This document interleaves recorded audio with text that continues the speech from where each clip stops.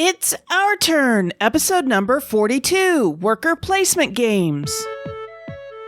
In this episode, Sarah and I talk about worker placement games. Frank tells us about playing Viticulture solo, and I interview Katie Aidley from Katie's Game Corner.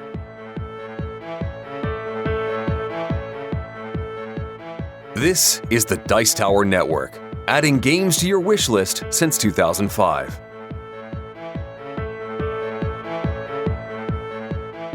Hosting for this episode is generously provided by our fantastic supporters on Patreon.com. If you'd like to help us out by pledging $1 per month or more, please visit patreon.com/OurTurnPodcast. We'd like to send a shout out to our newest patron, Ryan. Every dollar helps to keep this show going strong. Thank you, Ryan. Welcome back to Our Turn, Women on Gaming. I'm Kathy Ford. And I'm Sarah Reed. And we are here to talk about board games. So why don't we go ahead and get started? In all our house hunting that Mark and I have been doing, I was able to squeak in a few games this week. I will start with Munchkin Marvel. Ooh. Yeah, you'd think so. Uh-oh. I want to start off by saying that I am a big fan of Munchkin by Steve Jackson Games and of the Marvel Cinematic Universe. Love them both. So when Steve Jackson Games published a Marvel version of Munchkin, I was delighted and eager to see how these two worlds collided. I expected some rule tweaks, which were there, and some twists on the normal Munchkin tropes, which are there. The artwork on the cards was very Marvel, and the way the equipment, powers, monsters, and allies were implemented seemed very Munchkin. This is where the game fell apart for me. To me, superheroes are supposed to help one another to defeat the bad guys.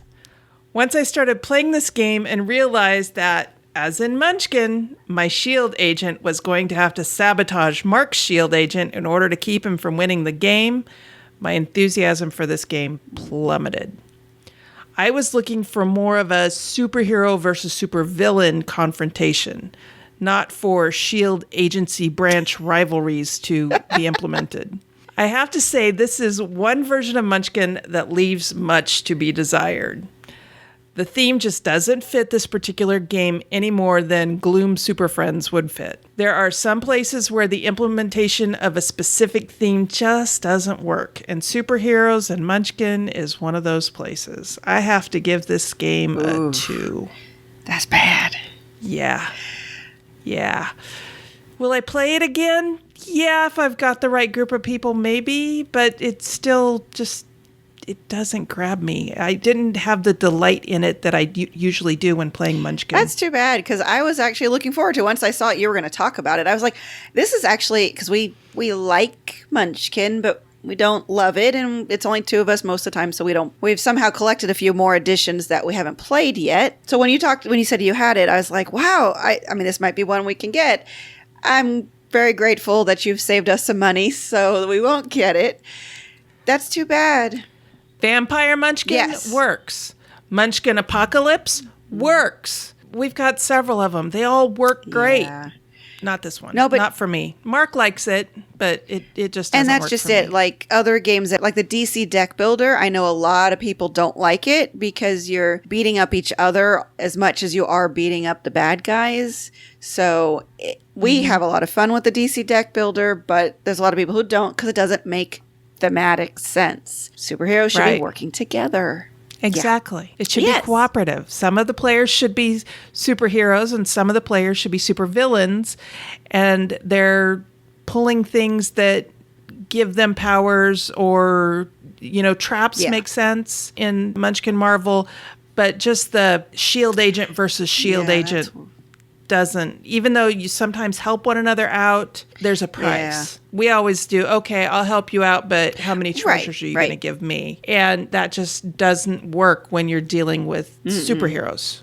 It just doesn't. Man, that sucks. So what have you been up to? Well, I finally got Dice Forge. So excited. I've been wanting this game. I was watching it, and then when it came out, I totally missed it. Uh-oh. Yeah. But thankfully, Ron at the Game Getaway was able to get me a copy. And I'm so happy that he was. He said he got the last copy from his distributor. It's been a hot game. I'm so excited about it. I've now played it 4 times in the 2 weeks that I've owned it. Oh, wow. So that means a lot to me because I don't play games right away. And I'm having friends come over this weekend, and I'm going to teach it to them. So I'm really excited. So neat. I've heard about it, but I haven't seen it on the table yet. I hope you get a chance, and after your move, hopefully that's one of the games we can play when you come over. So sure. Dice Forge was designed by, let's see if I can do this, Regis Bonasse. Same person who he designed Seasons, my other favorite game of all time. Dice Forge was published this year, 2017, by Asmodee. It plays 2 to 4 players in about 40 minutes. So the nice thing is it's a short game. So in the game, players are heroes trying to become gods. You need to earn glory, and you do this by overcoming ordeals that are set up by the gods. To face the most valuable ordeals requires a lot of resources, which you get from rolling your dice.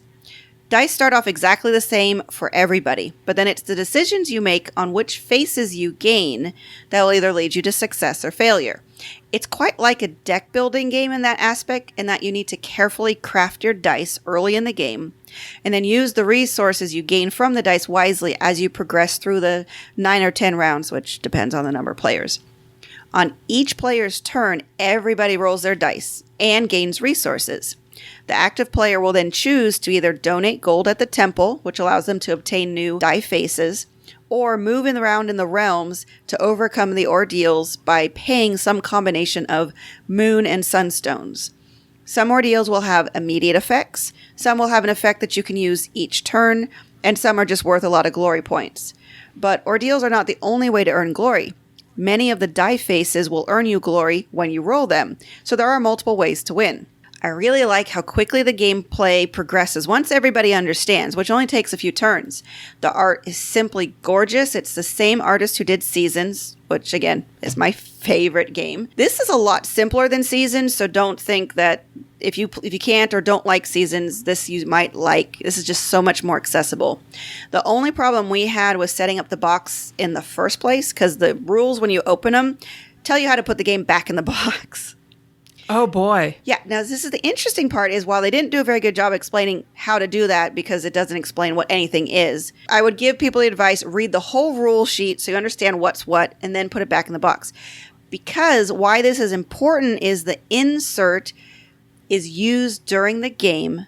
And, I mean, the whole box is used during the game. You set this temple board, which has the die faces set in it. It goes on top of the middle of the box. And then there's trays on either side that give you all the tokens you will need during gameplay. And then setup and tear down is so much faster as you lift this temple out. Everything fits. Just like the Seasons insert, everything has a place exactly for where it goes. And there's a lot of empty space. So just like Seasons, I imagine they've got expansions planned. Which brings me to the only complaint that I've heard and have about the game is there's not a lot of replayability. A lot of the cost is the components. So there's only 2 sets of cards, beginner and advanced. Now, as I said, I've played 4 times with just the beginner cards, and I'm really ready to try the advanced. Now, I don't know how soon, but when Will and I get back to it, I'm hoping to mix the beginner and advanced. Will also help prolong the game, the life of the game, at least until they do expansion, which, like I said, plenty of room to do. I rate this a 5 out of 5 for now. I will always be up for a game if asked, and I will likely suggest it. In fact, my friend sent me a message today, and he's like, "Hey, so what do you want to play?" And I'm like, "Dice Forge. We're playing Dice Forge." Now, like I said, no ifs, ands, or buts about it. We are playing Dice Forge. Yes. Now, if I play it too much, I am a little worried that my enjoyment of it might go down, but like I said, I'm really hoping they'll do an expansion soon, and so we'll see how that goes once they do. Okay, great. Yeah, I've been seeing lots of pics of it on Twitter. Yeah. And Suzanne Sheldon's been posting some, I think. And yeah, it looks interesting. If I understand, you're building dice, right? Yes. You actually can pop the sides off. It reminds me of the Lego dice. So a couple years ago, well, more than a couple years ago now, Lego attempted to do their own board game line. Not so very successfully because they're not board game makers, but they had the really cool Lego die that was rubbery, so when you roll it, it bounced, which, made it fun for kids. But each of the sides can get popped off, and you'd just put new faces on. Now, they never made a game where you really change the die faces during the game. There were a couple that could have some tweaks during setup. But this, I think, takes it that next step, which I really wish they had done with the Lego board games. So yeah, you all start with the same 2 dice. Each die has slightly different setup. And like I said, when you go and you basically are purchasing. It's a market, but they call it the temple. But you're going to buy die faces. You pop them off. You pop them on. And then as you roll, you're trying to get a good combination between the 2 dice to get you where you want to go. Oh, okay. That sounds interesting. Yeah, and the resources are pretty simple. It's gold, sunstones, moonstones, and glory points. And that's it. Okay. All right. Like I said, I haven't seen that one on the table yet, so I'll keep an eye out for it. Yeah, hope you get a chance. All right. So the next one I'm going to talk about is Machikoro, and I am specifically going to review how it plays 2-player with 2 expansions. This was designed by Masao Suganuma and is published by IDW Games and Pandasaurus Games. It was published in 2012, and Machikoro is a city building game. Each player is working to build the best possible city they can. You've just been elected mayor. Players can earn money by building different types of businesses in their city. Every turn you roll a die, and if the number on the die is at the top of any of the cards that represent the businesses in your city, you get paid. On some of the cards, if any of your opponents get a number that's on your card, you also can get paid. For example, when a 1 is rolled, everyone gets a coin for their wheat field because everybody has a wheat field, regardless of who rolled the die. Another example is if one player rolls a 7 and another player owns the pizza joint, then the active player has to pay a coin to the pizza joint owner. Basically, the active player ordered a pizza. There are also landmarks that everyone has that can be built and that will give you special abilities. For example, building the harbor will allow you to add 2 to the dice roll if you rolled a 10 or higher. This is helpful because some of the cards go up to 14. That's hard to do when rolling D6s. Yeah. While this game says it can play 2 to 4 and a 5th player was added with the Harbor expansion, which was the first expansion to come out, I don't recommend it for 2 players. The take that aspect of this game becomes too pronounced when you're playing 2-player, and it seems to invite a runaway leader. Also, there are some cards that, if combined in a 2-player game, completely handicap the opposition. Those cards are the Airport, the Business Center, and the Members Only Club, which just came out with the expansion called Millionaires Row. There's another expansion called Bright Lights Big City, I think, and we don't have that one yet. So anyway, the Airport is a landmark that costs 30 coins to build, which is really expensive in this game. It's hard to get to 30 coins. Yeah. The power that it gives you is that if you build nothing on your turn, you get 10 coins from the bank. Wow. If that gets built early enough, it allows the owner to accumulate coins at a prodigious rate, and there's not much you can do to catch up with that. He or she can build anything in just a couple of turns. The Business Center, which is activated when the owner rolls a 6, allows you to trade or exchange one business type for any other business type. In the game I played with Mark, he gave me a wheat field in exchange for my Members Only Club. Ugh. Yeah, so the wheat fields pay off when anyone rolls a 1, but they only pay 1 coin, and 1s are impossible once everybody starts rolling 2 dice. So you're never, once everybody's rolling 2 dice, you're never going to hit that 1, so it's never going to pay. The Members Only Club was added, like I said, with Millionaires Row expansion, which we were playing for the very first time. So Machikoro had been sitting on our shelf of shame because we had this expansion we hadn't played. Right. And with the Millionaires Only Club, if you roll or adjust the dice to a 12 to 14 and you have 3 or more landmarks constructed, the owner of the Members Only Club gets all of your coins. Oh. Once Mark took this card from me and he had the business center and he had his airport, I might as well just have surrendered the game because there was no way I could catch up. I couldn't build anything because oddly enough, I kept rolling boxcars, which gave me a 12, which activated his members only club. I tried acquiring another members only club of my own, but the next time he rolled a 6, he used his business center to exchange the sushi bar for the members only club, which the sushi bar activates on a 1. Oh. So it was useless to me. I like this game when it's played with 3 or more players because then you have a way to keep a runaway leader from happening. Right. 2 or 3 relatively weak players can band together to slow down the leader and perhaps overtake him or her. Additionally, this game may have played well with 2-player with just the base game, but another complaint I have is that there's no way to tell which cards come from which expansion. There's no marks on the cards. Oh, you got to be kidding labeling me. them. I'm considering going through the deck with a fine point Sharpie and marking the cards, but that's going to be a tedious chore and it's going to require some research because I'm going to have to figure out what cards came in the base game, what cards came in the Harbor expansion. As a 2-player game, I have to give this a 2.5. Yeah. As a 3 or more player, I give this game a 4. I love playing it with 3 or more players. It's just not a very good 2-player game. And I wish that game designers would take that kind of thing into account when they're deciding how many people can play this game. Yep. Can you play it 2-player? Yeah. Is it good 2-player? No. Yeah. Well, overall, I haven't heard very many positive things about Machikoro at all. So we've been avoiding it because every time we start to look at it, we start hearing something negative, and because we would be playing it mostly 2-player, just haven't heard anything good about it as a 2-player game. Plus, it tends to have that runaway leader. And the thing is, I like the concept. I love city building. We both do.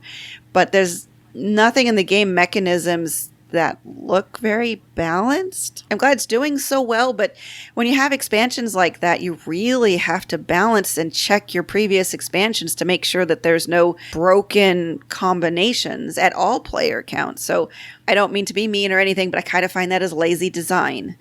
And especially when it comes to identifying the expansion cards, that should be an automatic. There should always be something that indicates it. But my recommendation to you is check BGG. I've started to see with the new page format that there's a section about game components, and it might list the cards. I don't know. Yeah, I was going to do that. I figured that's where I would find out which cards belong to which expansions. Yeah. But like I said, it's going to be a tedious chore. Yes, that will be. And I hate marking cards anyway. Mm-hmm. I liked playing the game with the base game. I liked playing the game with the Harbor expansion, but Millionaire's Row, I think... broke it for you?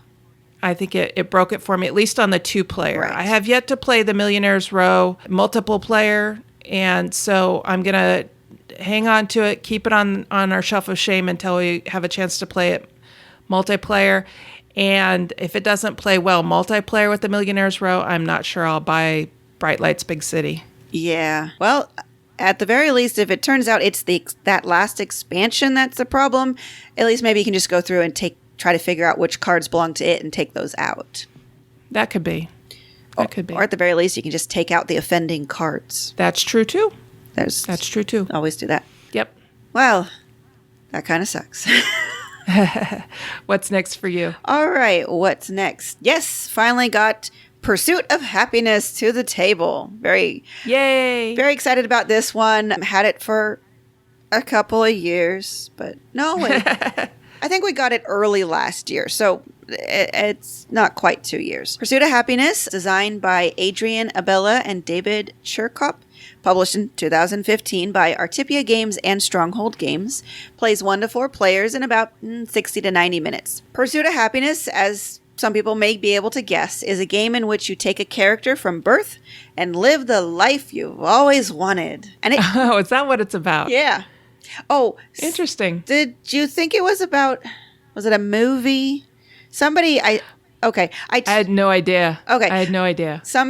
I told somebody the name of the title once, and they're like, oh, like the movie. I think it was a movie, or was it a book? There's a Will Smith movie called Pursuit of Happiness. That's it. So there was a movie. Yeah. And I said, nope, it's not about the movie. It's just about the whole goal in life of pursuing what makes you happy. Awesome. Yeah. So it uses the worker placement mechanism with time as your workers. So you have little hourglass figures. In each phase of your life, you're going to use your time to take on projects, get a job, buy items, establish relationship, raise a family, like a real life.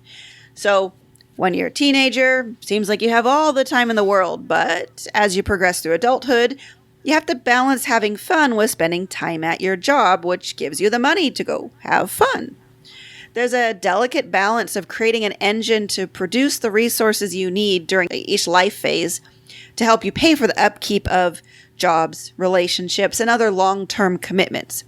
And as you sunset into your older years, you try to eke out as much fun as you can before, well, you die. And everyone dies in this game. It just depends on how many phases longer than everybody else you can try to keep going. Is it last man standing is the winner? Not exactly, but usually if you're able to take more rounds than other players, you get an advantage. But it'll depend, because I once played one game where I was able to go one round longer, but I didn't manage my time well. So I ended up using all my time for the long-term commitments. So I didn't actually gain anything out of the round. Ah, okay. So, like I said, it's a balance of how you use your time. Because if you're spending all your time at work, you don't have any time to have fun. And this is about long-term happiness, because that's your victory points at the end of the game. You're going to tally up how much you acquired over your lifetime, and the person who was the most happy wins the game. So I think the reality of this game might put off some people, because you do face mortality in the game. But, I mean, it has some realism, but the artwork is very humorous. You have a lot of the geeky references, like you can have a board game collection and a miniature collection, It tries to take the more lighthearted approach. But if in the end you don't take care of your health, you won't live as long as other people. I have a bunch of little mini expansions that came with the Kickstarter pledge. I have yet to be able to include pets because I know they'll pass on sooner than my character. And I don't think I could take that kind of heartache. Oh, no. But we'll try it sometime. Like I said, the art's cartoony. It's very lighthearted, which helped balance it out. So we'll see how it goes. The game mechanisms, like I said, are quite engaging and challenging. It's really not easy to balance using your time. You have to be careful not to overbook yourself, so to speak. You'll have to give something up. Balancing a full-time job, a serious romantic relationship, and hobbies is not easy. You overdo it in any one area and another area will suffer. Maybe even forcing that aspect to go away, such as forcing you to quit your job or break up with a partner, or you lose some material object. The only negative to the game for me right now is there really aren't enough cards to improve your health. However, an expansion's coming out, and that's supposed to have more of those types of cards. So otherwise, still got, like I said, the pets and a couple other, this expansion about new projects and things like that. So Pursuit of Happiness is one that I feel is worth pursuing, and I give it a 4.5 out of 5. Excellent. Yeah. Excellent. I haven't even seen that one on the table yet. I think it was kind of a sleeper hit. Artipia does stuff where it's released in Europe and then they work with Stronghold Games to release it here in the United States. And I don't think they really promoted it much. And it is a bit on the heavier side. So like, if you want a game about progressing through a life, most people, if they want a lighter game, will get CV, which I talked about on a previous episode. It's got lighter mechanisms. It's a shorter game, but it has the same kind of aspects thematically anyways. And then Pursuit of Happiness is the heavier worker placement. Like I said, 60 to 90 minutes. I mean, the first game probably took us more like 2 hours because you're trying to figure everything out and how the balance works. So it is going to be on the heavier side, so I don't think it's as accessible. But the artwork, like I said, is really fun and lighthearted, and the expansion should be coming out, I think, next year. I backed the Kickstarter for the expansion. It's definitely one that I like, and we're definitely, keeping. So, but I'm not surprised it's not on the table as much. Neat. All right. So the last one I'm going to talk about is called Blue Line Hockey, and this was designed by Friedrich A. Hirschler, and was published in 1968 by 3M. Wow. Yes, the same company that brought you Post-it notes used to publish board games. That's great. Interesting side note, the Post-it note was not invented until 1974, but the adhesive used on the Post-it notes was accidentally developed in 1968, the same year this game was published. It was developed by a 3M employee. They didn't know what to use the light adhesive on until Arthur Fry thought of Post-it notes in 1974 to use as bookmarks in his hymnal. Oh, boy. Wow. So now back to Blue Line Hockey. This was a game that my husband Mark owned as a child, but he says he never got to play it because he was the only hockey fan he knew. Oh. His original copy of the game got lost at some point during his childhood, probably during a move or something. Mm-hmm. A couple of years ago, he was looking around on eBay and he spotted it and snatched it up. It's been in our game closet ever since until I did an inventory of our games and added it to the unplayed game pile. Ooh. Now it comes off the shelf of shame. This is a roll and move game that is packaged in a very interesting manner. The game board actually wraps around the game box. The board is sealed inside a rubberized flexible plastic that has a snap on one side. It's designed to fit perfectly around the box and hold it snugly in place when it's being stored. When you open the board up, it lays out like a hockey rink with a checkers type blue and white grid where the ice should be. There is also a well-designed box insert to hold all of the pieces and other components. Do you hear that, game publishers? They were designing good game box inserts back in 1968. You have no excuses. Now, where was I? Oh, yeah. Okay. Players position their hockey player-shaped meeples on the board, and there is a puck put between the two centers. 2 dice are rolled to see who wins the face-off. The player that wins the face-off places her meeple on top of the puck and then either rolls to see how many places she can move her player or passes the puck to a teammate. Mark assures me that most of the rest of the rules follow standard hockey play. The player with the puck rolls and moves each of her players, and then the opposing player gets to move his or her players as well. If there's a challenge for the puck, the 2 players take turns with dice to see who gets the highest roll. If either player rolls a 7, there's a penalty.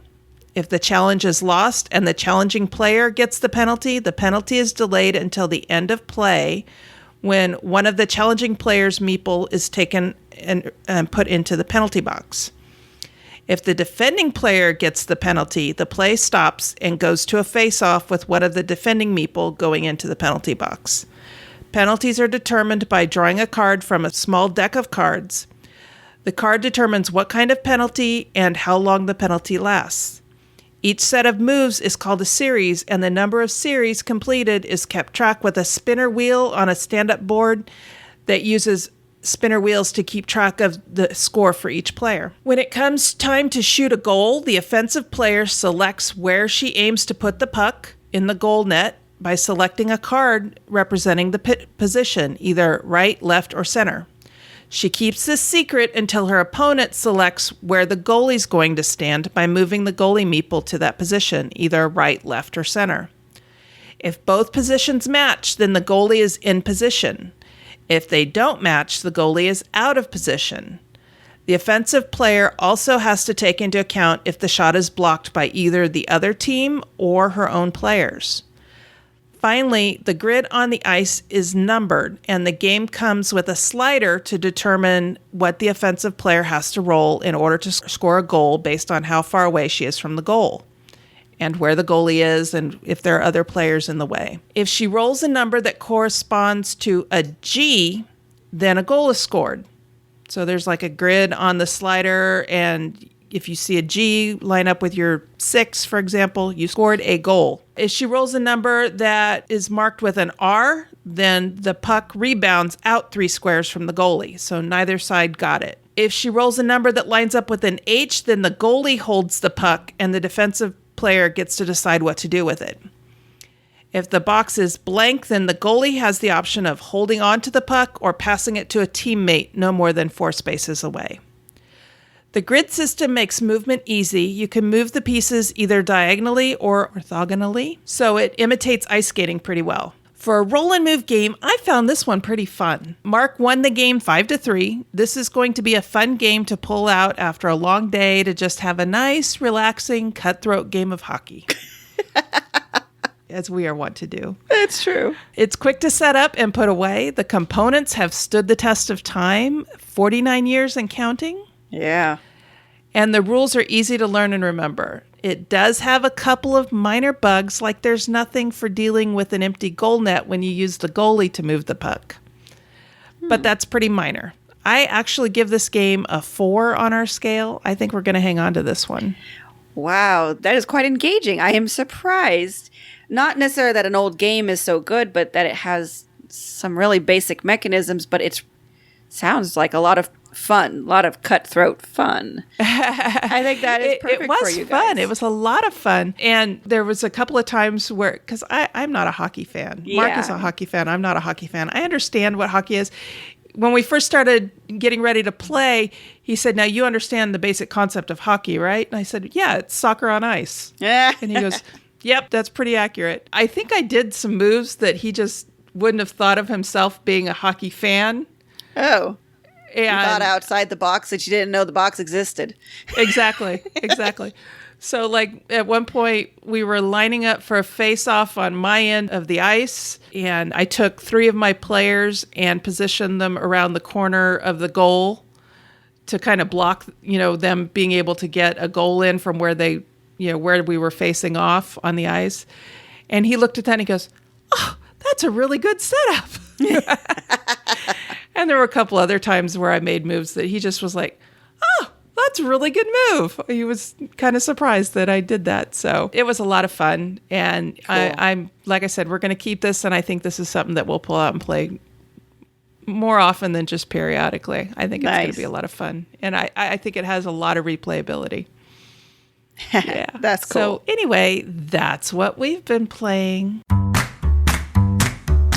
You've heard us referring to and rating games by a rating scale. Here's how we're using this scale. 1. Give me back the time I spent playing it. 2. Has great potential as kindling. 3. Decent with some bugs. 4. A good, solid game.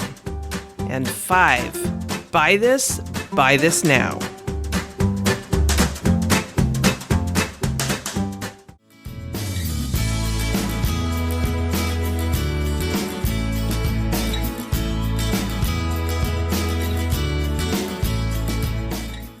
One of the joys of living in California is being close to the Napa Valley, one of America's best-known wine regions. Now, I've been known to open a bottle of wine while enjoying board games, both in solo and in groups. Maybe I need to do a board game and wine pairing segment. But I digress. In keeping with this episode's theme of worker placement and my interest in wines, I'd like to talk about a fantastic game about winemaking that is also a great solo worker placement game. And that would be Viticulture the Essential Edition, published in 2015 by Stonemaier Games, and designed by Morten Monrad Pedersen, Jamie Stegmaier, and Alan Stone, with artwork by Joaquin Davis. Future Frank here. I really did mess up her pronunciation. It is Jackie Davis, and my apologies to you. David Montgomery and Beth Sobel, and is currently ranked number 31 overall at Board Game Geek. In Viticulture, you are in charge of a pre-modern Tuscany area winery. You have to juggle all of the responsibilities, from hiring workers, to planting, harvesting, and crushing the grapes, to aging them in a wine cellar, to combining the different types and colors of grapes into wines, and then fulfilling the various wine orders that come in.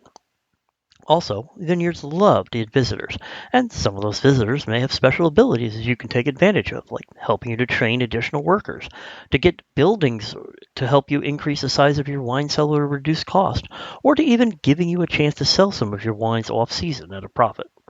Now, each turn is a year in time, and the game board is divided up into seasons.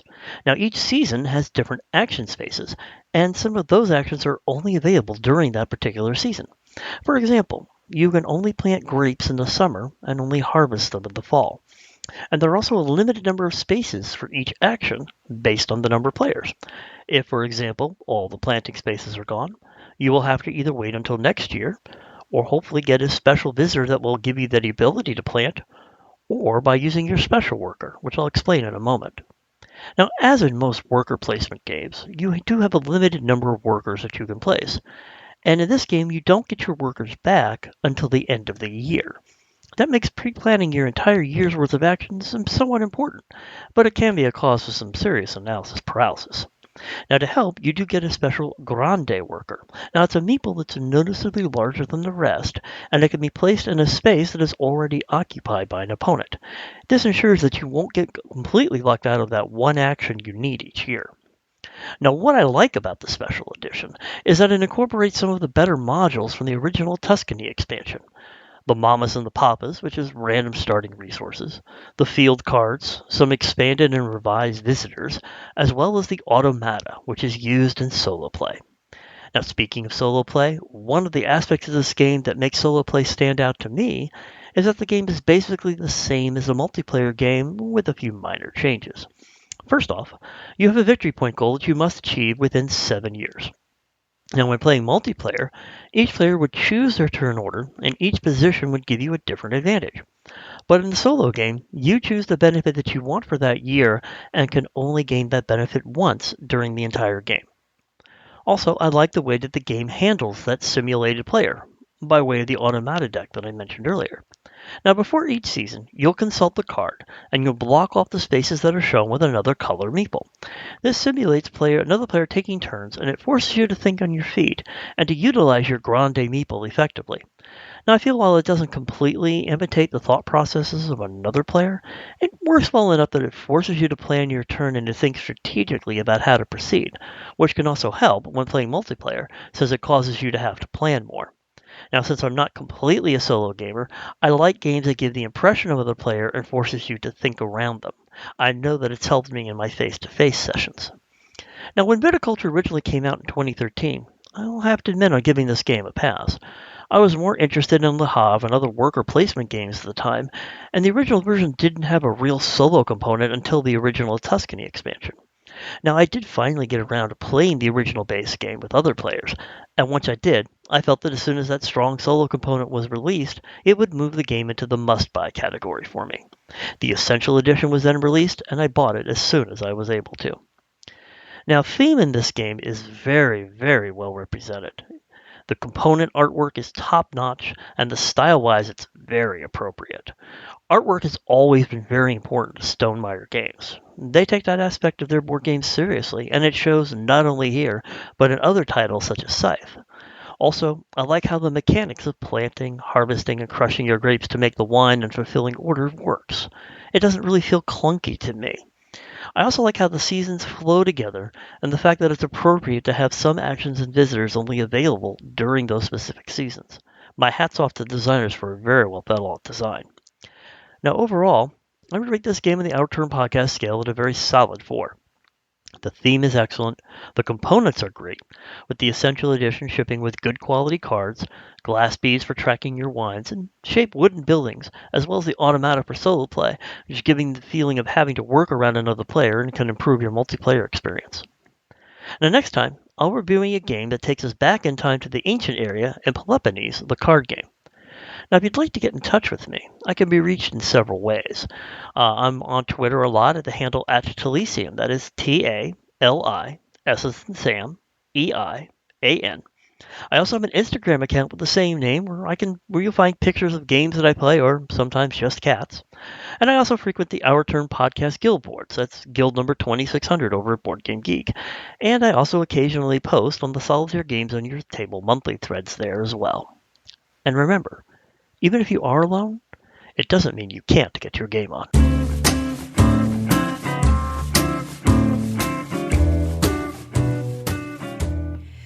Hey everyone, this is Sarah. If you're curious on how you can support the show, here are some ideas. If you'd like to support us financially, you can support us through Patreon at www.patreon.com/OurTurnPodcast. We've switched from pay per episode to pay per month. We also have a donation button on the site for anyone wanting to do a one-time donation. We have a lot of plans to improve our audio and expand the content we provide, but we need help to do so. However, we totally understand that not everyone has the funds to support us. Thankfully, there are many non-monetary and important ways to help us.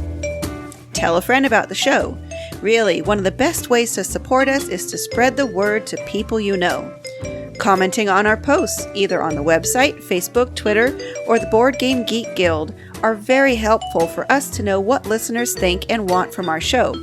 If you think of anyone you'd like us to interview, please let us know. We'd also appreciate any shares of our posts on social media. Take pics of you playing games and post them to any of our social media avenues. We'd love to know what you're playing and maybe take a look at playing those games too. Please call our voicemail number at 916-426-2873 and leave a message or a show intro or promo. For example, you could say, "This is Sarah and it's our turn," or "This is Sarah and you're listening to Our Turn Women on Gaming." Of course, replace Sarah with your name. So there's many ways to support us, and we'd appreciate any and all of them. Thanks for listening.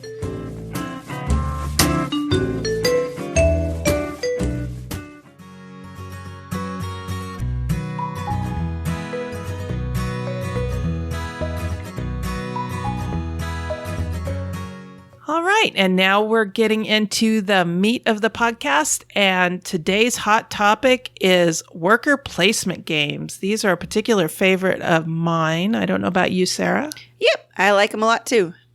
Okay, why don't you give us the BGG definition of what a worker placement game is? All right, according to Board Game Geek, this mechanism requires players to draft individual actions from a set that is available to all players. Players generally draft actions one at a time and in turn order. If the game is structured in rounds, then all actions are usually refreshed so that they become available again for drafting. There is usually a limit on the number of times a single action may be drafted in the same way for the same price. Once that limit is reached, an action can no longer be taken until a subsequent round or until the action space is no longer occupied by another player. As such, not all actions can be taken by all players in a given round, and action blocking occurs. Actions are commonly drafted by the placement of game pieces or tokens on the selected actions. Each player usually has a limited number of pieces with which to participate in this process.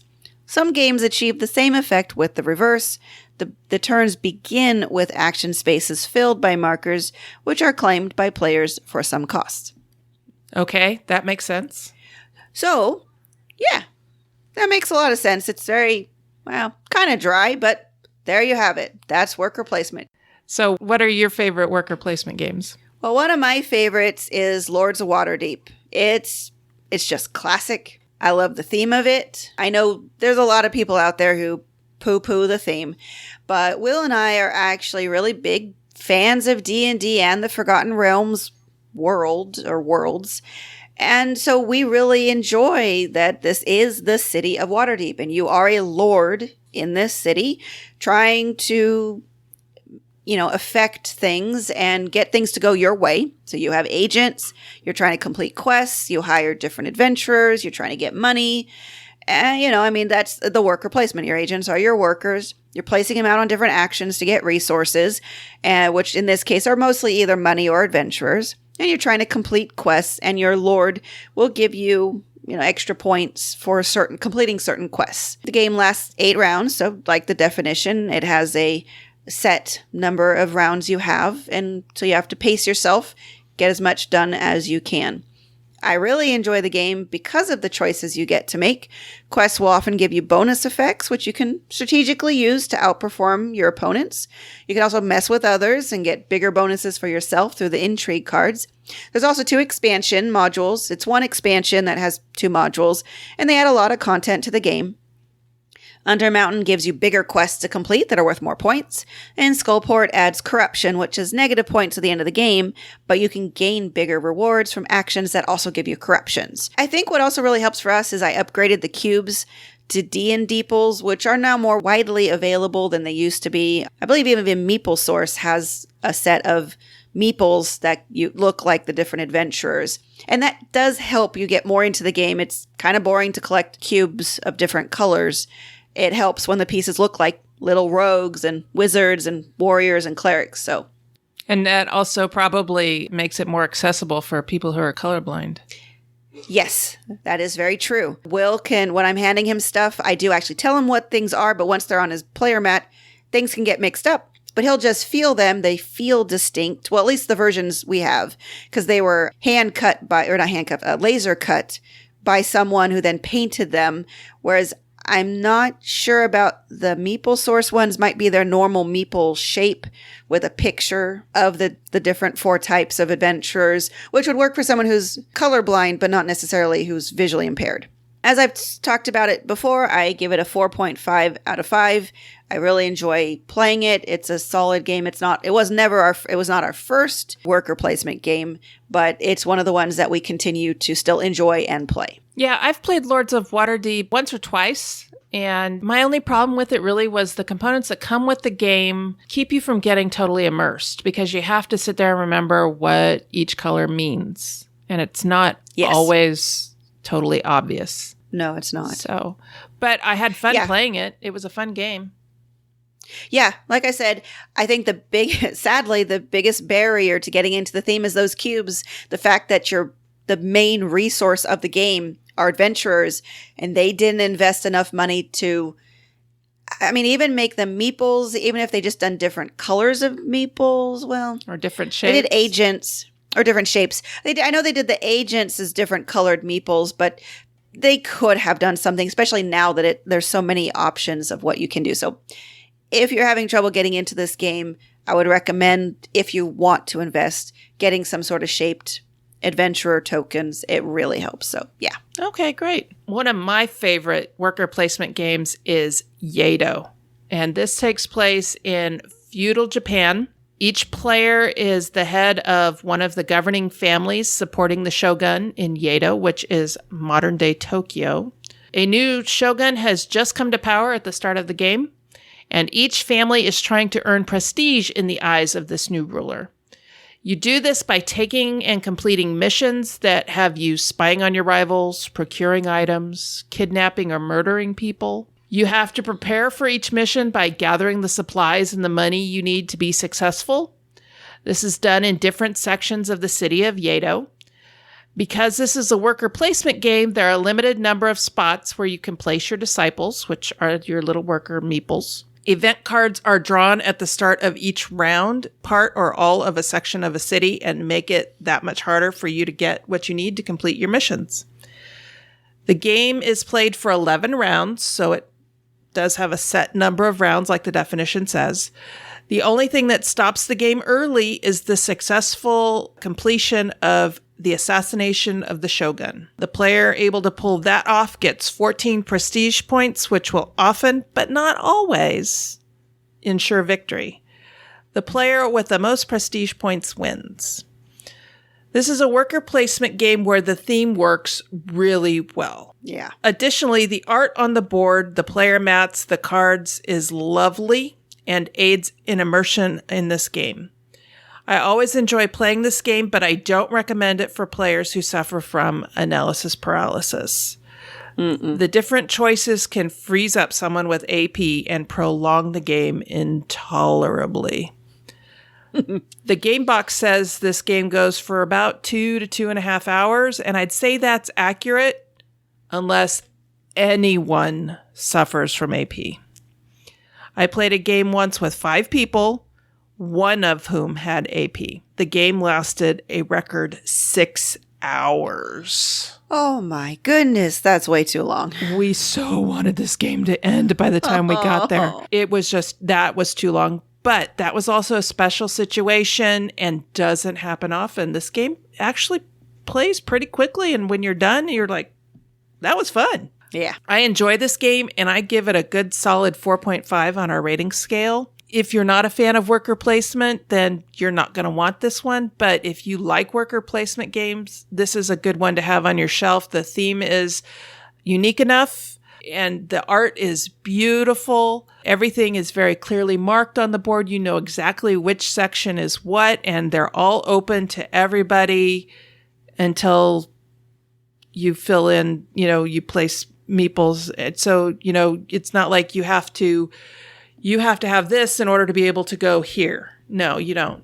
Everybody has access to everything in the city. But that doesn't necessarily mean that if you need to go to the market and buy a weapon, you're going to have the opportunity to go buy a weapon if all the spaces get taken. And turn order does change. Anyway, but that is one of my favorite worker placement games. I've played it. We own it. It's been a long time since I played it because I did have difficulty with the game, probably analysis paralysis. For some reason, from what I remember, it just had one too many things having to do with timing that I just couldn't figure out. But like I said, it's been several years. I've grown as a gamer, so I think it's time for Will and I to put that back out on the table and see if I do better now that I've learned and played more games, because it was one of the earlier games that we played. I think we've owned it, like I said, for several years. I don't think we've played it more than once or twice. And this is a game that scales. Yeah, so, it does. I mean, if you only have 2 players playing, it tells you to block off specific areas, and it provides the little pieces to block it off. And so, you may only have, for 2 players, you may only have 1 spot opened in the temple, and only one of you can take a turn in the temple. You may only have 1 spot open at the market. So it scales really well, and you have to check the rules when you're setting up the game for however many players you have as to what spots are open and what spots are closed. But yeah, it's a great game, and I love it. Yep. It's a good one. Played it once, went and bought it. Nice. All right. Well, another one that I really have enjoyed and is a pretty recent release, and I actually just played it last weekend at SarahCon. That would be Manhattan Project Energy Empire. This is, for those who are familiar, Minion Games has done a couple of different games in the Manhattan Project world, so to speak. This is kind of like the successor. It's designed by different people, Tom Jolly and Luke Laurie, than the original Manhattan Project, which I am blanking on at the moment. But the difference here is the original Manhattan Project was a race for nuclear arms. Energy Empire is a race for harnessing energy and becoming a strong nation through industry, government, and commerce. And because we're talking worker placement, on your turn, you're either going to be putting out workers or bringing them back, which is one of the iconic aspects of Manhattan Project. Your turn seems relatively simple because you only have 1 or 2 choices, putting out workers or bringing them back. So here's where things get a little different from the normal only 1 person can go in 1 spot. You can go to spots where other players' workers are, but it'll cost you more energy to do so. You always have to place the highest stack of tokens with a worker on top and a number of energy tokens below it. So if there's already 1 worker out, you would need at least 1 energy to boost your worker up. Also, where you place your worker on the main board determines which of your own buildings you can activate.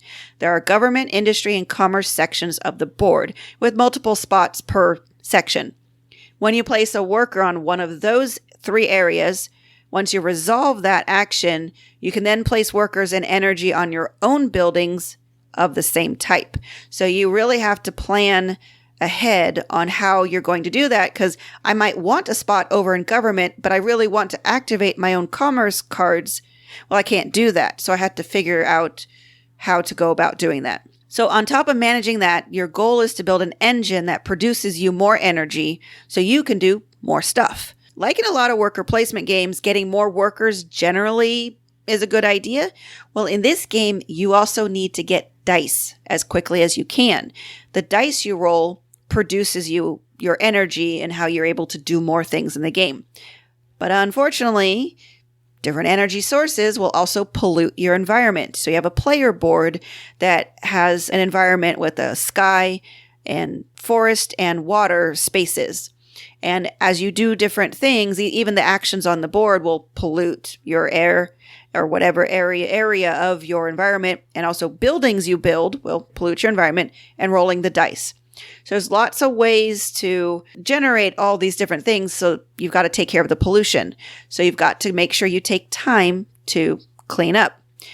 So in the end, whoever has the most points from build buildings, gain dice, a clean environment, and meeting certain achievement goals will win the game. And I give Manhattan Project Energy Empire a 4 out of 5. Excellent. I haven't gotten to play that one yet. I have played the Manhattan Project, which, by the way, was designed by Brandon Tibbetts.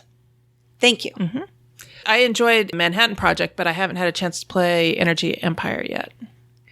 Well, most people I've talked to that have liked Manhattan Project have liked Energy Empire as well. It doesn't have the same level of what I would call negative player interaction. You can't bomb people this time or anything like that. And it goes back to more traditional worker placement elements of either taking a building before someone else, so they want to build that building, but you build it first, or you go on a spot and then now they have to spend more energy. So in this last game that I played at SarahCon, I feel bad for poor JT because he played after me, and at least 2 or 3 times I wasn't even keeping a track of what he was doing, but I ended up doing or taking the spot that he wanted, and he goes, "Dang it, I wanted to do that," or "Dang it, I wanted to build that building." So I feel bad, but I wasn't really trying or anything, I swear. I was focused on, okay, what am I doing to try to figure things out? So great minds think alike. There you go. And JT does definitely have a great mind, except that he didn't clean up his environment at all. Yeah, that was funny. Sorry, JT, but that was funny. Manhattan Project is actually sitting on my shelf of shame. We've played it once, and I enjoyed it, but I felt like I needed to play it another couple of times before I could take it off the shelf of shame. So yes, that it has a lot of different concepts from your traditional worker placement. I know I definitely bombed playing that game the first time. Yeah, bad pun. I've gotten better at the game. In fact, there was a small period where I didn't like Manhattan Project at all because I thought the bombing aspect was more important than it actually is. It's a slowing mechanism, but if someone is using that to attack you, that means they're not progressing either. So once I got over that hump of not liking that negative player interaction, I realized it's really not that bad, and move forward from it. Okay. Well, speaking of, nuclear bombs and such, my next game is what happens after civilization falls. And it's called Euphoria, Build a Better Dystopia. Mm-hmm. Dystopias are, think Hunger Games or the Divergent series, things like that. Handmaid's Tale, that's a new show that's on Hulu now that is really, really good, by the way. Have to check that out. But in Euphoria, you are a workforce leader who has awakened and are trying to figure out how to react to the reality before you. Your job is to keep your workforce, symbolized by dice, dumb and happy. Mm-hmm. So there's a scale on there to measure their intelligence. There's a scale on there to measure their happiness. You do this with a food and a drug called bliss. The more you give to your workers, the more dumb and happy they are. You are presented with opportunities to invest in projects. If a project that you invested in is seen to fruition, then you gain certain privileges. If you missed out on an opportunity to invest in a project, there will be areas of the board that are closed off to you until you can bribe your way in. During the game, you're collecting commodities including food, water, power, and bliss, and resources such as ore, clay, and gold, and artifacts from pre-dystopian society, such as glasses, board games, teddy bears, and balloons, in order to either invest in projects or keep your workforce dumb and happy. You are also confronted with an ethical dilemma. Everybody gets one of these at the beginning of the game that you have to decide how to deal with it. One way to deal with it is to maintain the status quo and thus earn a victory point, which are symbolized by stars. Another way to deal with it is to go against the establishment and recruit others into your faction to rebel against the status quo. The winner of the game is the first person to place all 10 of their stars on the board. The art on this game is lovely and was done by the very talented Jackie Davis. It's very much an Art Deco style, which is one of my favorites. I love all the colors that are used. They're very bold colors. I also enjoy the gameplay and the plotting and planning and scheming in this game. The rules can be a little bit tough for some people to grok the first time, or if it's been a while since you played it. So that brings my rating down just a little bit. We seem to go long times between playing this game, even though I like it so much. And so it's kind of have to relearn it every time. If you've never played it, this isn't a game to sit down and cookbook with the group. To sit there and read through the rules and go, okay, first we do this, and then we do that, and then we put this here. You want to read the rules, understand it, maybe have someone who knows the game teach it to you before you introduce it to another group. I really like this game. Because the rules are a little hard to interpret, I give it a 4 on our scale, but I just love it. I really enjoy it. It's the first game that I ever looked at the game board and went, oh, that's lovely. And I felt that was the first time I ever really noticed the artwork in a board game. Wow, that's really cool. Yeah. Yeah, I helped playtest the game, but it's not a game for us. We didn't care much for the theme. We're also not big on the race to the finish. And unfortunately, we had a really, really, really bad experience with the game, which prompted us to trade it off. We were playing with my nephew. He was getting the game. He was understanding it, but he just wasn't fast enough. He got locked out of pretty much every building. Oh, wow. He got down to 1 die. Wow. He couldn't play the game. And the game was far from over, and there was no way for him to catch up. So this game is brutal to those who can't keep in it. Because what was happening is Will was pushed. So it was just a 3-player game. Will was pushing and pushing to get the buildings or whatever you call them built. The projects? And I was like, well, projects, thank you. Projects. And I was like, if I don't get in them, I'm going to be left out. So I helped him. But Jareth, my nephew, was not fast enough. And he couldn't get in on any of them. So Will and I were getting them completed. And he was getting negative effect after negative effect. And it got to the point, I think we actually quit the game. Because we were looking at what he could do, and it was really not much, and it was really not fun.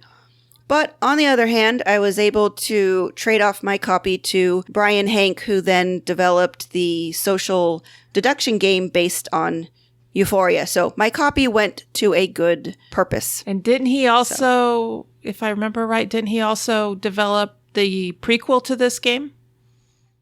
Euphoria. Yeah, I think it's called Euphoria, Build a Better Oppressor.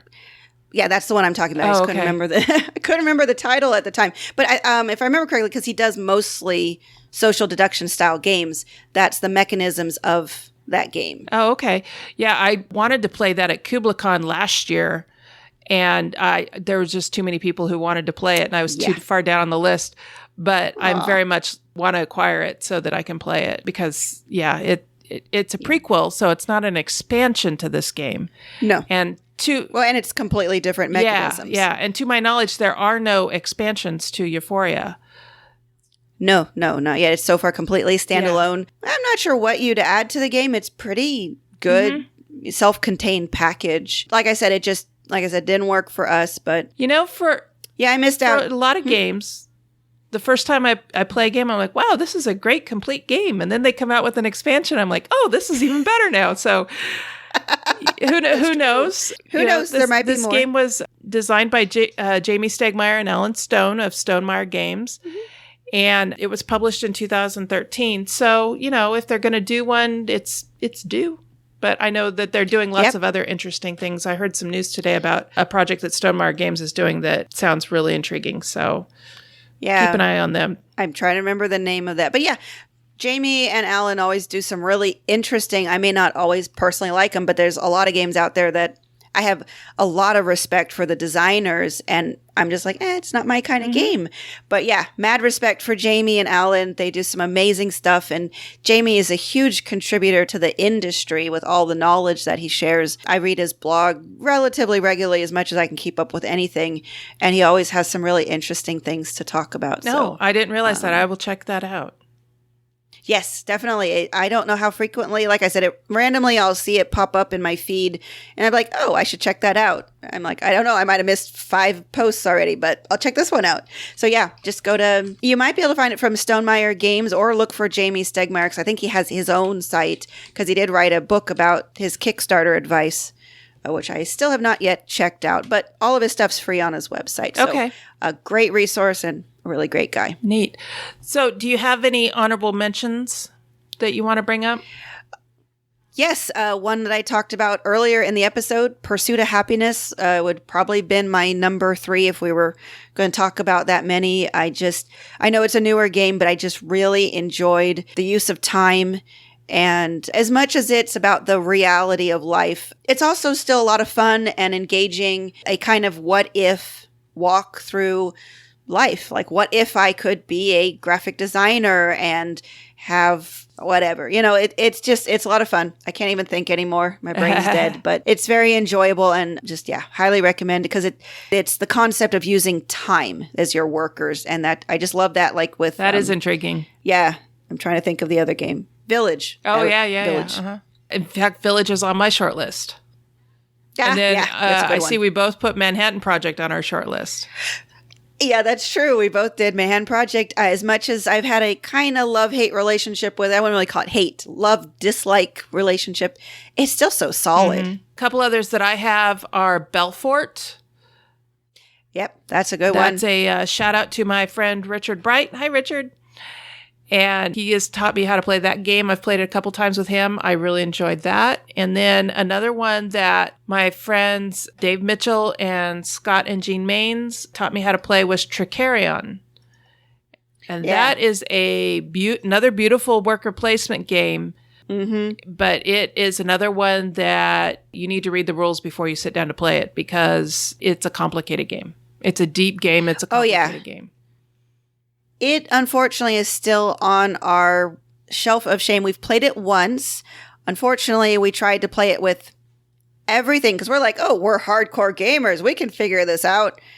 No, we couldn't. It just completely overwhelmed us. So we still need to play it again with just the base game and then get to adding in the expansions. But you're right. It's a beautiful game. Really heavy. Love it. We need to get that back to the table. Yep.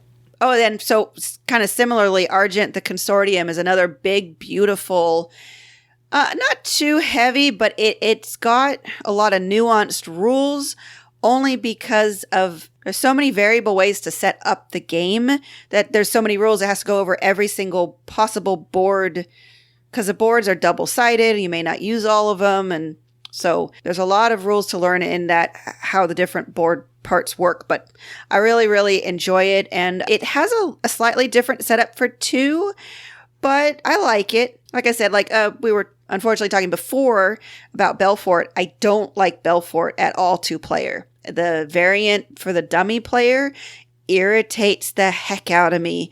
So I love Belfort. I haven't played it in years because I will not play it 2-player anymore.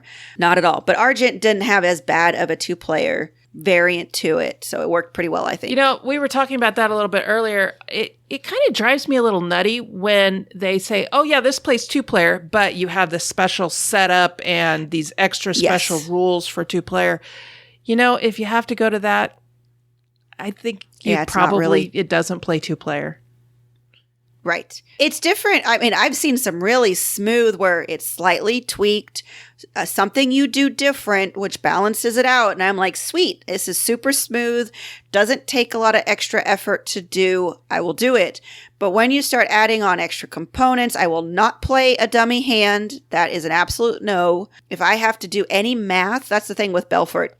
You have to do some math and they interact with the scoring part of it, and it bugs the heck out of me. That should not happen. So yes, just because you can play it 2-player does not mean you should. Yep, absolutely. And actually, on that point, I think the last one for me to bring up is Last Will. That one also has I wouldn't say completely different setup than multiple players, but it has a variable setup that works really well if you have the expansion. The base game does okay at the 2-player, but then they added an extra variable component that you can use for all player counts. But that variable component works extra good for a 2-player game. So if you want to play Last Will, I definitely recommend, I think it's called Getting Sacked. It's about getting jobs and losing jobs. Oh, Last Will is hilarious. You are in a race to lose all your money. You need to spend and go into debt in order to actually inherit your uncle's estate. It's like the movie Brewster's Millions. Yeah. That's a funny movie. And it's set in this 19th century kind of, I don't know, European-like setting where you can go on carriage rides with your lady friend and bring your dog and a chef because you need to spend money. And you can buy properties, but then you want to let them go into disrepair so you can sell them for a loss. And so, yeah, so the expansion adds a really great variable component and then adds that you have a job and you have to get fired from your job. Interesting. Okay. Yeah. So yeah, some really great twists here on the different worker placement mechanisms. Neat. Yeah, I can also see that neither of us put Agricola or Caverna or any of those in there. Well, I've never played Caverna, and it's been a really long time since I played Agricola, although I know that is one of Frank's favorite games. Hi, Frank.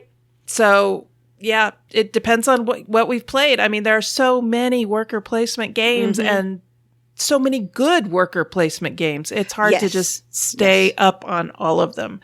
So leaving out Agricola and Caverna, I think, is not necessarily a diss at them. I think it's just that they're not our particular favorites. Agreed. I own them. We hardly play them, and I think it's just our interests have shifted. I will say I am totally over the feeding mechanism. I don't need to do that anymore.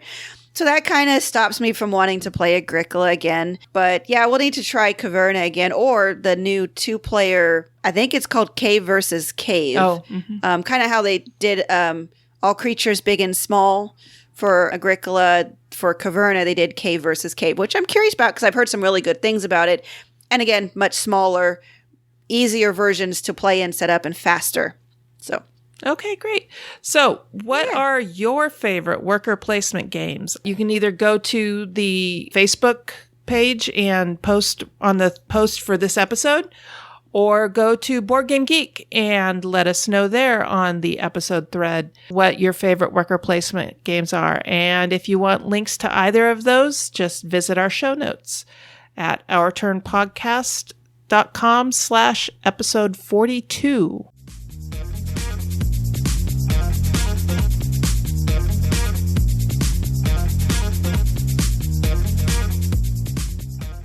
Today for the interview, I am joined by Katie Aidley. Katie is the author of her own game review blog called Katie's Game Corner, where her focus is on Euro games, 18xx games, and war games. Katie, welcome to Our Turn. Hello, welcome. Thank you for having me. What a delightful accent you have. Where are you located right now? So I am located in Brighton in the UK on the south coast, but I'm actually from the north of England, so I'm from a little town called Wigan. Oh, wow. Cool. And if you play brass, you'll know exactly where that is. That's awesome. That's awesome. You and I have met on Twitter and exchanged tweets back and forth a few times. And you like to, like I said, concentrate on Euro games, 18xx games, and war games. So that in itself is unusual for a focus for women. Most women don't tend to go in that direction. What attracted you to those types of games? It wasn't necessarily the direction I assumed or wanted to go in. It just kind of naturally happened over time, I think. When I first started playing games, that wasn't the focus that I had. I didn't start off playing war games or 18xx or anything like that.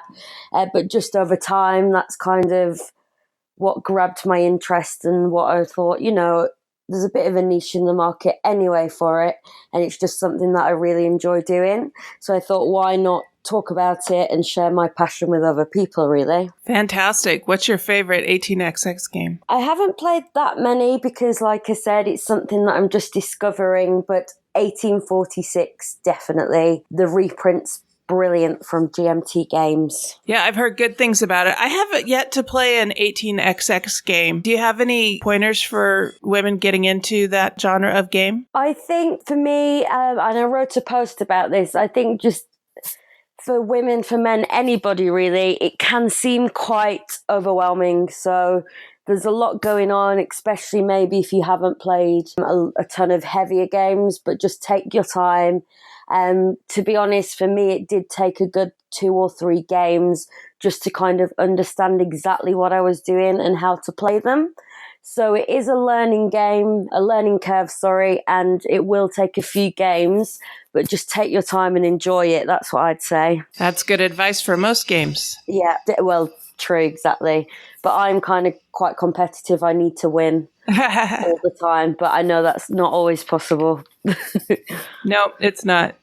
So what word games have you played? I saw on your blog that you had some coin games. Yes, I've developed quite a healthy or maybe unhealthy, however you want to see it, obsession with GMT games recently. I've been playing quite a lot of coin games. Again, that just naturally happened. One of my friends here in Brighton introduced me to Twilight Struggle. I hadn't really played a lot of heavier games then. Played that and I just fell in love. I fell in love with the mechanics. I fell in love with combat and the strategy, how that works. And then I started to look into GMT games and discovered the Coin series, which is fantastic. You should definitely check that one out. Now, Coin stands for counterinsurgency, is that right? That's correct. Okay. Yeah, Twilight Struggle is on my list of games to play this year. Okay, so you haven't played that yet? No, I am bound and determined to find someone who will play it with me this year. Just because I've heard so much about it and it was at the top of Board Game Geek for so long that, yeah, I'm bound and determined that before this year is out, I'm going to play it. So if anybody listening in the Sacramento, California area has Twilight Struggle, just, drop me an email at feedback@ourturnpodcast.com and let me know, and we will meet up and play that game. Future Cathy here. Just an update. My friend Richard Bright, hi Richard, loaned me his copy of Twilight Struggle, so I will get that game played, hopefully not long after we move. Now, back to the interview. That'd be amazing. And it's not the same experience, but if you really need to, you can play it online. I know it's not the same, but at least it gives you, a bit of a flavor for it. Yeah, my co-host Sarah is really into playing board games online. I just tend to prefer the tabletop experience, I guess. I prefer table, but because of the job I do and the hours I commit to that, a lot of my gaming is online, to be honest.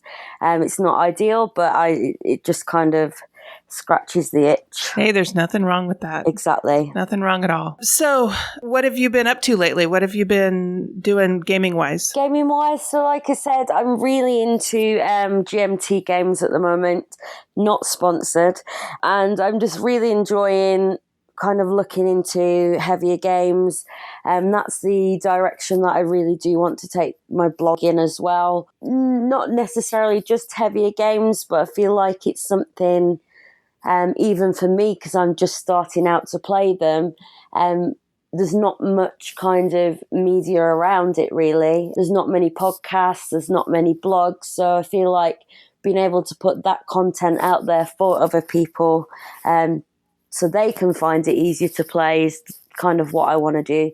So I've been spending a lot of time really playing some coin games, playing some war games, just getting my head round the direction which I want to take my blog really. So a lot to do. It's quite overwhelming, but it's exciting as well. Cool. I assume you have like a gaming group that you meet up with and play with? Yes, so it's not as regular as I would like. Like I said, I work crazy hours, so I work shifts as well, and a lot of the time it can be 15, 16-hour shifts. Oh, wow. So it's quite long days that I work.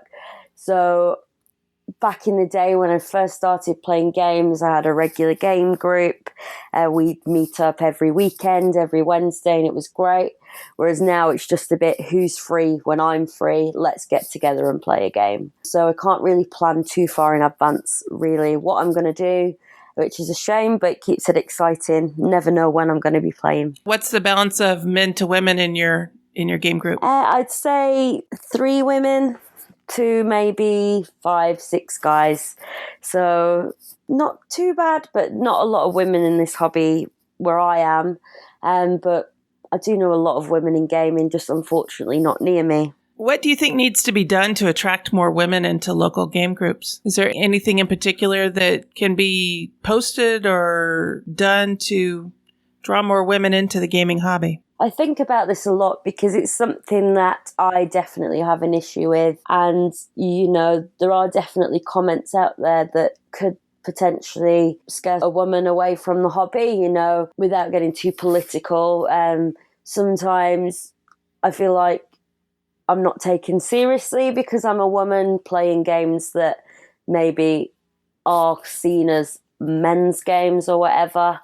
And I just feel like a lot needs to be done in that respect. Like someone said to me, I didn't think you'd like war games because you always wear nice makeup and dresses and that kind of thing. And it's like, why? What does it matter what I look like? What does it matter? I can like makeup and war games. I can like video games and glitter. Like, why does it matter? And I feel like there's just a lot of stigma. And I've had this conversation with so many women and men, and I think that needs to change, and I think all of us can do our bit to make that change. It's just being conscious about what you're saying, if that's on Twitter, if that's down the pub, if that's on any social media, just kind of these comments that just aren't necessary.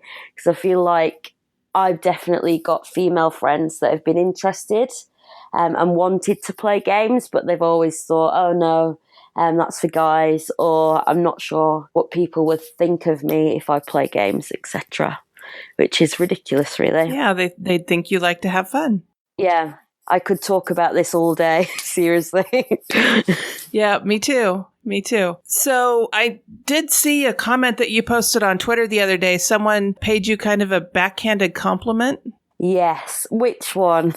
Which one? I only saw one. I guess the guy said kind of pretty for a gamer or something like that. Yes. So that's exactly the kind of stuff I was talking about. And on one hand, thank you. It's always nice to be called pretty, but that's where it stops. There was no need to kind of, for a gamer. What does that mean? Yeah. Most gamers not pretty? What does that mean? What does that insinuate? And it's those little comments, if they're innocent or not, that kind of push women out of the hobby, I think. Mm-hmm. And other people see that, and not everybody, because luckily the people I surround myself with and most of the board game community is fantastic. There are the few that, unfortunately, that's the way they think. Yeah, one time I was signing up to play a heavy game, and I asked, do I need to bring anything? I was wondering, do I need to bring dice? Do I need to bring pen and paper? What do I need to bring? And the response to that was, are you coming to play or are you coming to kibitz? Okay. And I'm like, I always come to play. Yeah. And he's like, okay, just show up. I'm like, okay.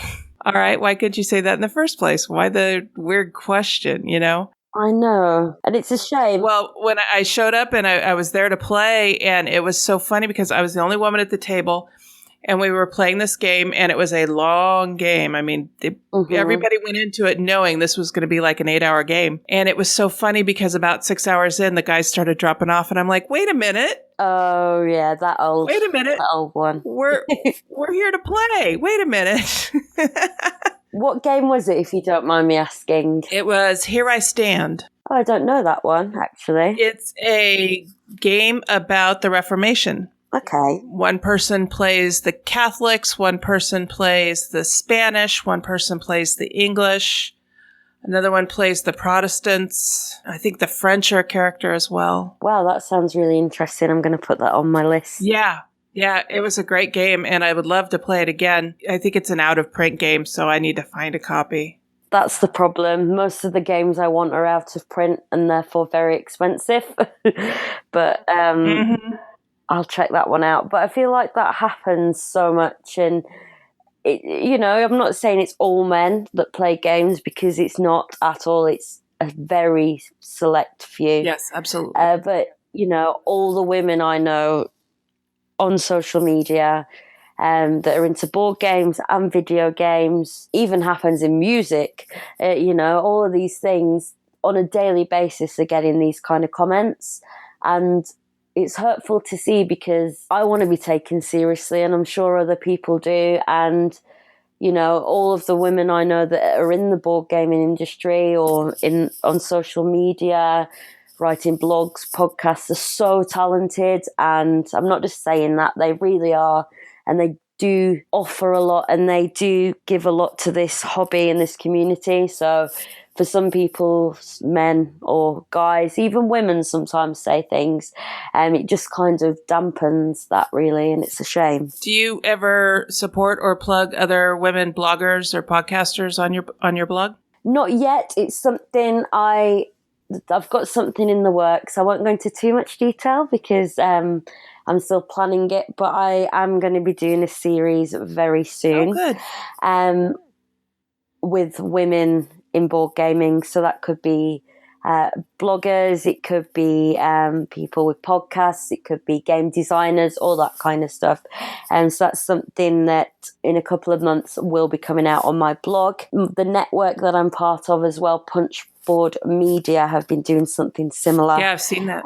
So they've been interviewing some fantastic women in the industry and on social media, which I think is perfect. They're great. You should definitely check those out. Yeah, Punchboard Media's been doing a lot lately as well. And I know Dice Tower Network has also been trying to diversify and show more women in gaming. And I think that's awesome. It is awesome. And before I had a blog, before I was very present on social media, very active on social media, I didn't really notice it as much because I was just in my little bubble in Brighton, playing games with my friends that were all very accepting, and that was it. So I never really saw it until I did create my blog, and I did create an Instagram account and my Twitter account, and that's when I really started to see how bad it actually is. Again, like I said, it's not everyone, but it's just ruins your day sometimes, and it's just uncalled for, and it's a shame.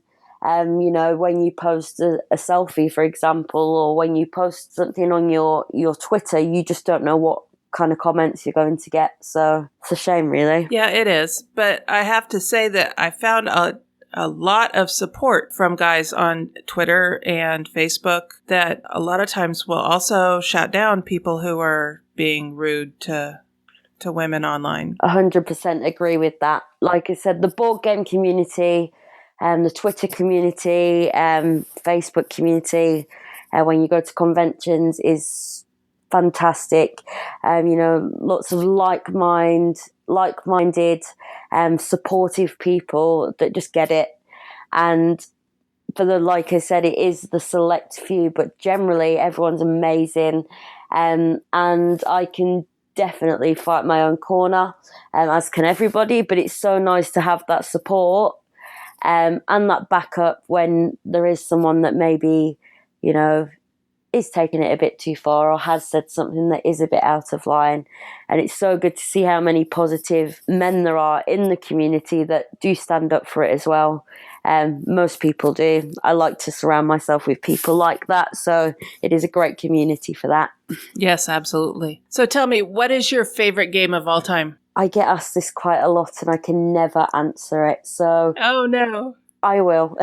Okay, what's your most recent favorite game? It changes all the time. Uh-huh. I'm on my blog, not to keep plugging it, but I am doing a favourite board game series at the moment, just because I can't pick one. But I'd say Through the Ages is definitely up there. Okay. It's the first heavier game that I played, so it definitely holds a little special place in my heart, and it's a fantastic civilization game. Also, recently, I'd say I've only played it a couple of times, but I'm really interested in Liberty or Death.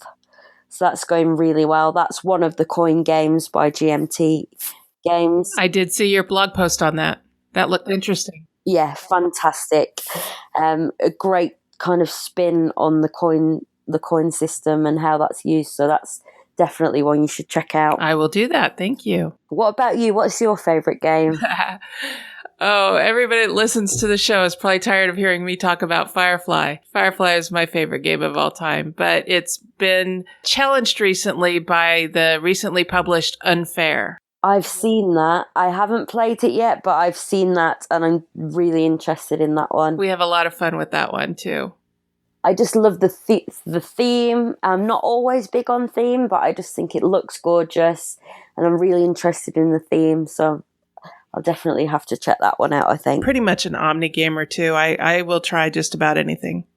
I'm definitely like that as well. I'm too indecisive to pick a favourite game, or I'll have one in mind and then I play another one and I'm like, oh, that's my favourite game now. So my tastes have changed quite a lot. I guess everybody's does. When you start playing games, you kind of find out your genre almost, or what you're interested in. If you like co-ops, if you're more of a war gamer, if you like worker placement or whatever, you kind of tend to find what you like. But I say I'm an omni gamer too, really.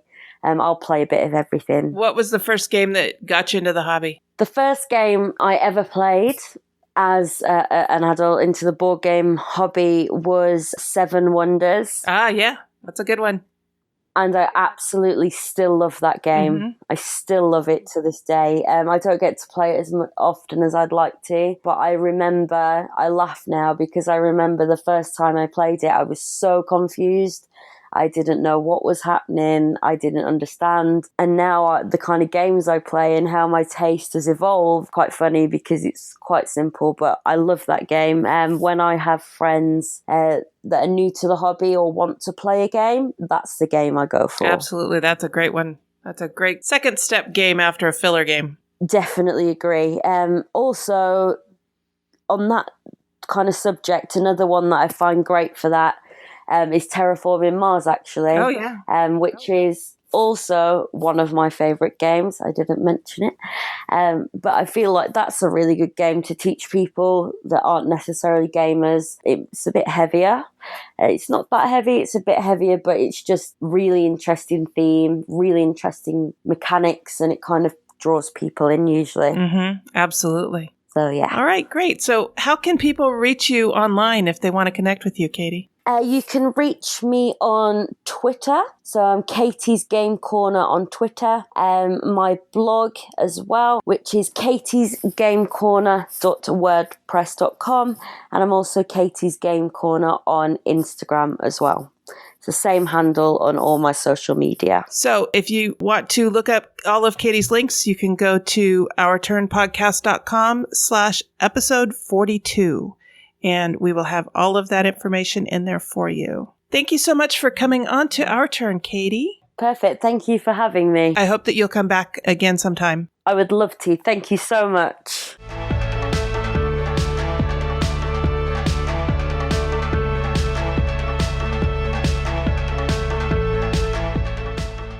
Okay, it's time to wind up this episode of Our Turn, and we do that by talking about what we're looking forward to in the next week or two. Sarah, what you got planned? I got more gaming, of course. Oh, you lucky duck. I am. I'm really happy. Old coworker is coming over with his wife, and I don't think I've seen him in a couple of months. Oh, it's been terrible. I wish there were 3 days to every weekend, and I still wouldn't see everybody I want to see. But anyways, he sent me a message. He's like, so what's new that you got? And I'm like, Dice Forge. We're playing that. And then he's like, oh, hey, that sounds cool. And I got King Domino. And I'm like, oh, yeah, you're bringing that. And he's like, oh, okay. So we're definitely playing Dice Forge and King Domino on Friday. And then if we have time, we all love Dresden Files. So hoping to play another book from that. Otherwise, Will gave me an awesome game for my birthday, Sword and Sorcery, that I've really been waiting for. It's a big miniatures campaign, fantasy adventure thing, which just looks awesome. Been waiting for it for a long time. And the rulebook is 54 pages long. It's a giant, as most of these are. But the good news is we played Galaxy Defenders quite a lot, which is the company's previous game. And Sword and Sorcery takes the basics from that and improves it. So most of the concepts were familiar to us, but still wanted to read everything. So the last several nights we've been reading and reading and reading. In fact, we spent my birthday Wednesday night reading about 25 pages of the book, but that's okay. So hopefully Saturday after our game design meeting, so that's the other thing is most of Saturdays are game design meeting, more Haven's Vault to the table, hopefully. We will hopefully finally then set up Sword and Sorcery, at least get it set up so we can start playing it at some time. So very excited about that. And then the weekend after that, I think I have another coworker coming over, and then I think it's more August birthday stuff. August is a big birthday month for my whole family. My birthday, my mom's birthday, my brother-in-law's birthday, my nephew's birthday, my parents' anniversary. So, yeah, we get together at least once or twice during the month to celebrate all that jazz. That sounds like fun. Yeah. Oh, remember when you were getting ready to do the Oaxaca Kickstarter? Yeah. And I said, Sarah, what you looking forward to? And you said, Oaxaca, Oaxaca, Oaxaca. Mm-hmm. Remember that? Yeah. Yeah. Well, my life right now is moving. Yeah. We are still looking for a place. Oof. We're supposed to, our plan is to move a week from Saturday. Oh, my. And we're still waiting to hear on a couple of different places. So we're not yet sure where we're moving. We just know that we're moving because we need to get moved so that we can clean up our current home and get it ready to turn back over to the landlord. So, yeah, that has just been taking over our lives. We've been doing a lot of house hunting and all of that kind of stuff. And getting games in has been kind of a forced thing rather than a fun thing. But, I mean, we have fun playing the games, but it's just, it's like, can we go to game night? No, we have to go look at houses or we have to go look at apartments. And we've been playing some 2-player games, but we haven't been to our group in a while. But this Friday, my friend Dwayne, hi Dwayne, is hosting another episode in our Advanced Dungeons and Dragons campaign. Ooh. Yeah, so this is old school D&D. Hope you don't die. Oh, haven't yet. Oh, hey. I haven't yet. I'm playing a mage. Oh, that's a squishy. Yeah, I've never played a mage before this campaign, but I'm having fun with it. I love bringing out the Wand of Wonder. Yeah, that's and seeing what it does. You roll a die, and the die roll tells you what kind of magic the wand does. Does it throw out a lightning bolt, or does it throw out a zillion flowers? Does it turn you invisible, or does it make the grass grow? You just don't know with this wand. There's also, if you cast it and you roll a certain something, it has you roll another die, and the second die tells you whether you cast an elephant or I think a rhinoceros or a mouse. Wow. So, 2 of those can probably be useful in most fights, but not so much the third one. But the third one's good if you need to get into places, I guess. I don't know. Yeah. Anyway, I'm just having lots of fun with it. I don't pull it out when it's crunch time and there's a zillion monsters coming at us. But, when it's obvious that we've won the fight, okay, let's pull this out and see what it does. That's fun. That's a lot of fun. And everybody kind of rolls their eyes and goes, all right, let's see. Anyway, but I'm looking forward to that. That'll be a good release valve for all the tension and in trying to get ready and get packed and get moved. So hopefully, we'll get this over and done with, and we'll be settled for a little bit and get back to our gaming. So that'd be good. Anyway, yep. So how can people get in touch with you online, Sarah? Most often you can find me on Twitter at EuroGamerGirl. I'll also be on Facebook managing the Our Turn Podcast Facebook page. Otherwise, I'm on BGG, although not as often anymore, but you can find me as Silva Shadow, SILVA SHADO. And you can get a hold of me on Twitter. I run the @Our Turn Podcast account.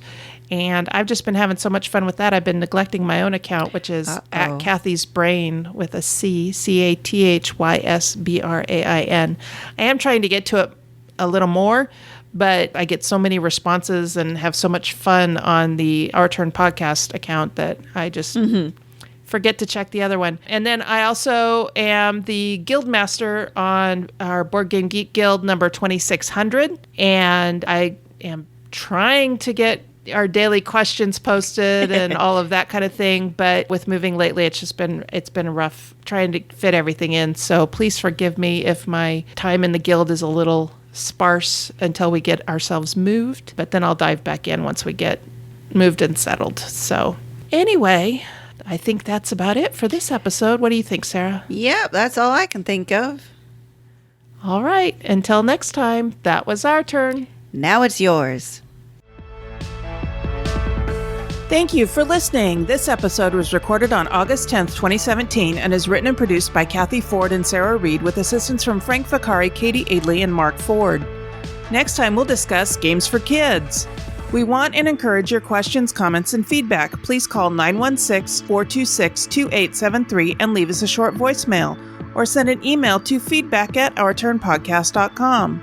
Our theme music was composed by Adriana Crickle. Incidental music was composed by Ben Sound. Please check out our show notes to learn more about these talented artists. The material in this episode is copyrighted under Creative Commons Attribution Non-Commercial No Derivatives 4.0 International License. If you want to learn more about the games discussed in this episode, please visit our website at ourturnpodcast.com/episode 42. You can find a list of the games along with links to their listing on BoardGameGeek.com.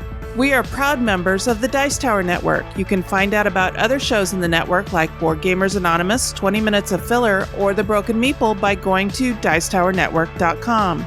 Thank you for your support. If you like what you heard, please tell your friends about us.